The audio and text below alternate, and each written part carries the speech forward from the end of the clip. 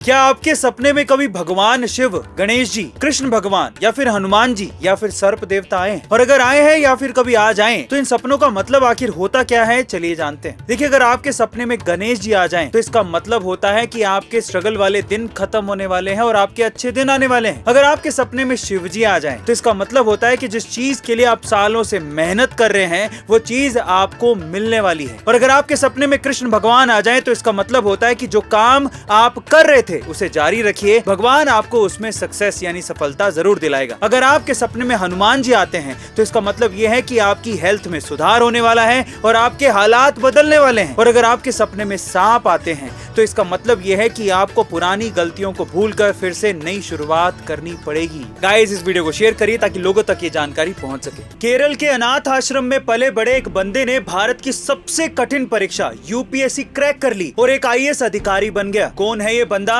और कैसे किया इसने ये कारनामा, चलिए जानते हैं। केरल के मल्लपुरम में रहने वाले मोहम्मद अली हिसाब ने 11 साल की उम्र में अपने पिता को खो दिया था, जिसके चलते घर की पूरी जिम्मेदारी उनकी मां पर आ गई थी। लेकिन मां की कमाई पर 5 बच्चों को संभालना मुश्किल हो गया था, जिसके चलते मोहम्मद और उनकी 2 बहनों को अनाथ आश्रम भेज दिया गया था। वहाँ पर मोहम्मद ने अपनी जिंदगी के 10 साल बिताए। इसी बीच उन्होंने 10वीं की परीक्षा भी पास कर ली, लेकिन पैसों की तंगी की वजह से आगे पढ़ने की बजाय उन्होंने पियोन की नौकरी करना शुरू कर दिया। इसी दौरान उन्होंने डिस्टेंस लर्निंग की मदद से बीए की डिग्री हासिल कर ली। पर इतनी लिमिटेड पढ़ाई के बावजूद भी मोहम्मद ने स्टेट पीसीएस की 27 परीक्षाओं को पास कर लिया था, जिसके बाद उन्होंने अपने भाई के कहने पर यूपीएससी का अटेम्प्ट भी दिया और साल 2011 में अपने तीसरे अटेम्प्ट में यूपीएससी क्रैक करके मोहम्मद बन गए आईएएस मोहम्मद। महाराष्ट्र का सबसे बड़ा दिलवाला आईएएस अधिकारी, जिसने सालों से उनकी गाड़ी चलाने वाले ड्राइवर को उसकी रिटायरमेंट पर ऐसा गिफ्ट दिया जिसे सुनकर आप भी उसे दिलवाला आईएएस अधिकारी कहेंगे।